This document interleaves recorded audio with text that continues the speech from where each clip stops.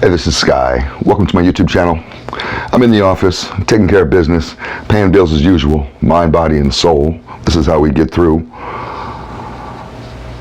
The universe is going to test you. It could be God.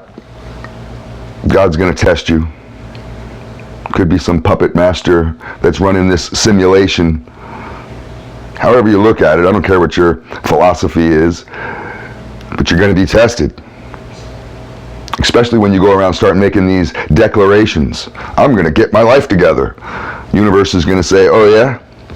I'm going to go sober. God or whoever's running this reality is going to say, oh really? Well, let's test you. Let's see if you will. I'm going to walk the straight and narrow, not commit any more crimes. I said that. Oh, and it was like people were begging me to rob them. Cash registers are being left open, and hundreds of dollars of bills are popping out of it, and the stupid blind little Asian store owner is like, excuse me for a minute, and walks off, and I'm just, no cameras, and I'm just sitting there like, what the hell are you trying to do to me, Lord? I told you I wasn't going to commit no more crimes. Wallets falling in front of me, and all kinds of stuff. People pull up in front of my house in stolen cars. Get in. No, I'll walk. I was tested.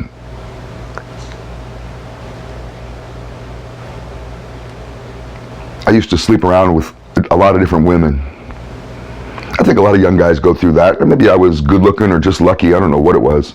I never felt like I had any game. So I can't teach you about how to be a pickup artist, even though I did have quite a lot of notches on my bed. And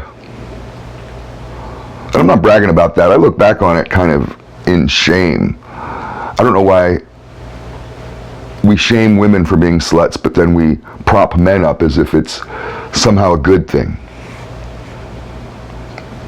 Then I had to snap out of it when I kind of realized I was starting to get a little reputation as a man slut. And it's not a very fulfilling way to live. At a certain point, normal people realize, well, I'd rather have a relationship than just a series of one-night stands. There's more to life than just sex. So I said, no more.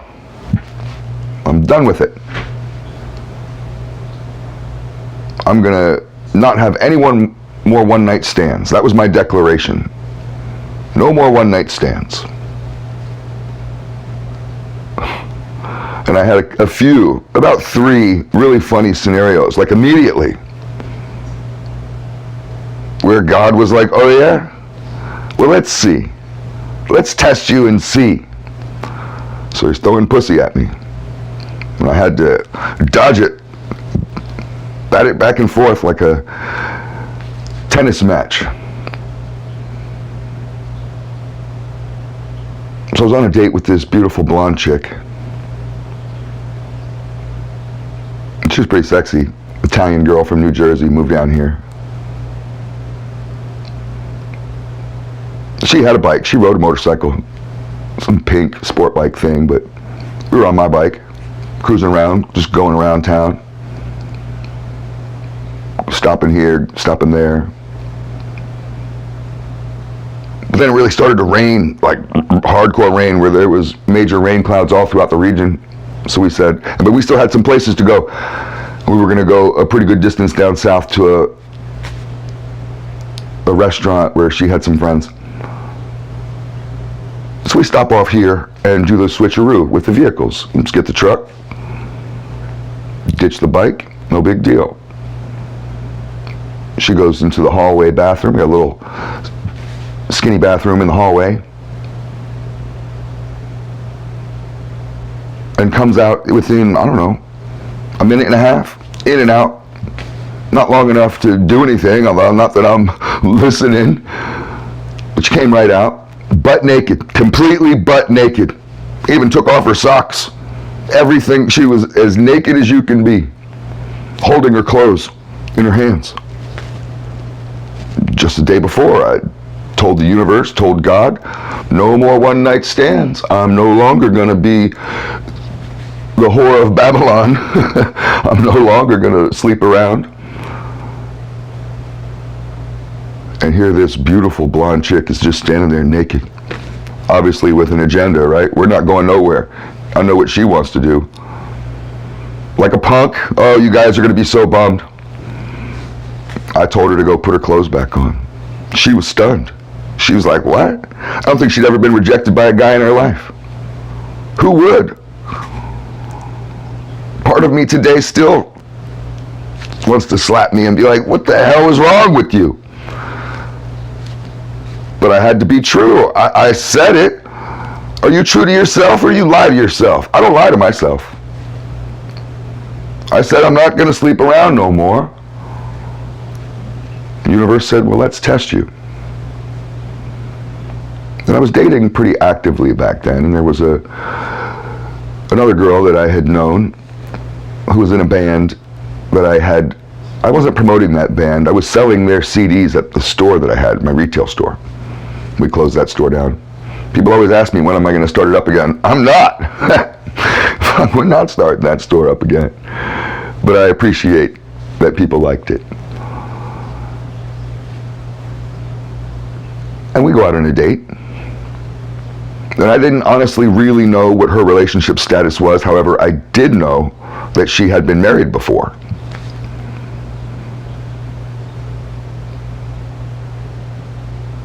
We end up back here.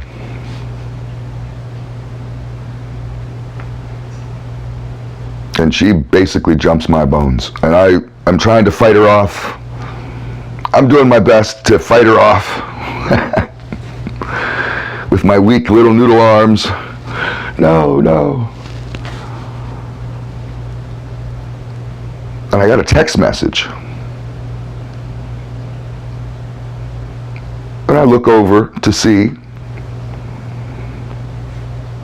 And it was from somebody that I hadn't talked to in a while, and I thought that was weird. And I pick up the phone to read the message, and I hadn't talked to this person in ages. And it was a friend of a friend of a friend kind of thing, not someone I chat with normally. And the message was, don't fuck her. That's it. Don't fuck her. I'll explain later. That's what it said. Don't fuck her. I'll explain later. That's weird. Hey, what, you guys got cameras? Or how do you even know I'm here? So I took that to heart. And I pushed her off me and I told her, look, we can't do this. And she's just like, why? Yeah, I just met you and, you know, whatever. Get to know you better.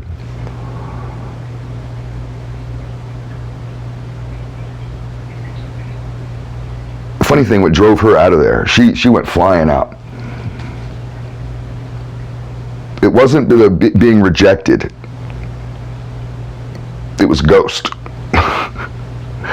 So she went in, we're doing this Netflix and chill kind of date, which was a bad idea, because you know what that means. But I'm actually trying to watch Netflix. I'm not trying to chill. I'm just trying to watch Netflix like a nerd.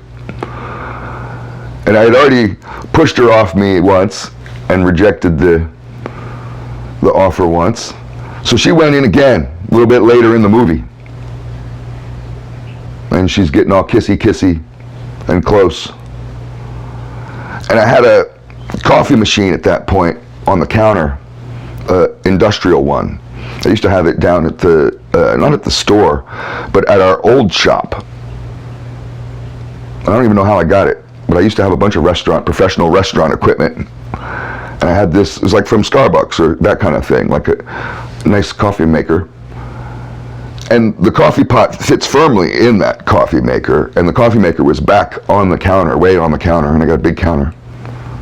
Well, long story short, the glass coffee pot broke and was in the middle of the kitchen floor. It flew 6 feet, 7, 8 feet. I don't know how it would have tumbled from its station in the coffee pot into the middle of the floor and had a shattering sound that startled the fuck out of us on the couch when we were getting all close. I jump up. I don't know what it was. Someone breaking in through the kitchen. Let's get the AK. Motherfucker, let's get the chopper. I go flying into the kitchen to see what the fucking deal is. The dogs are barking. And it's a coffee pot. And I'm standing there like, what the fuck? She comes in, and she's this goth chick. She's all into ghosts and shit like that. And that's immediately where she goes to it. I'm sitting there trying to figure it out scientifically. She's like, it's a ghost. She goes flying out of the house. She's like, I don't want to be here. You have a ghost in the house? And she's like, I'll come back with, some Ouija board shit or whatever, some other time to exorcise the ghost. But she left. And I was like, man, this is so weird. What a weird night. Twice in a row, as soon as she got close, I got these weird warnings from the universe. Someone was trying to keep her away from me. And the third one is really funny. So I was on a date with a woman who had a store near my store. She closed down. And that's a funny story too. She had the store with her dad. They got raided by the feds. That's a whole other story. It's all rather innocent, but they legit got raided by the feds with vans and guns, the whole thing.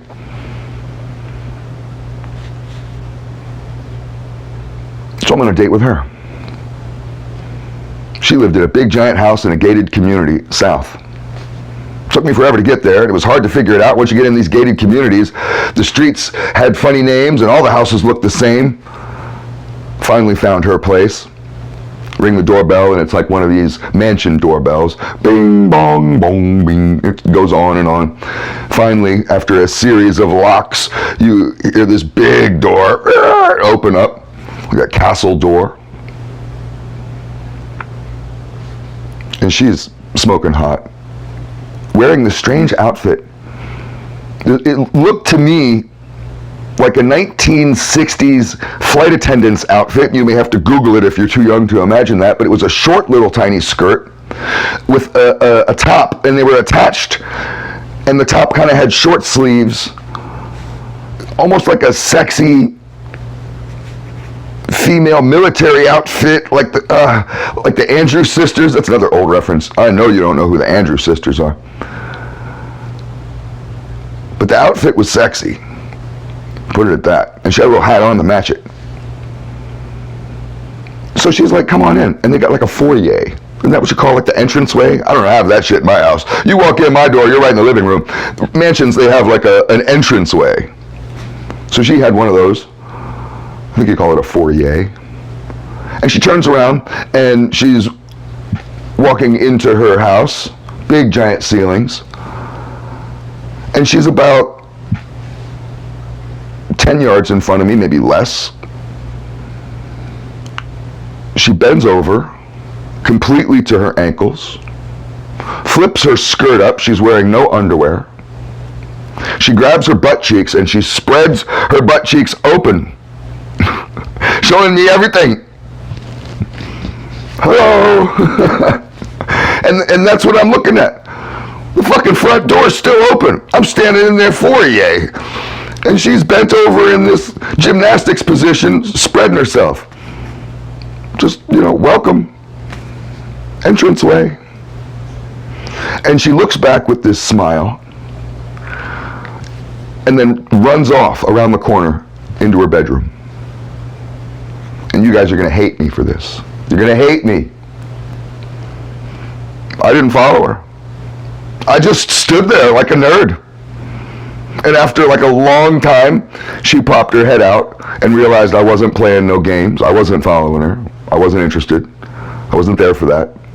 I made a pact with myself and with God. I was no longer going to be a man slut. And I survived the tests. And she wasn't happy. She was not happy. It was an awkward date. It was our first date. I'd never been on a date with her before.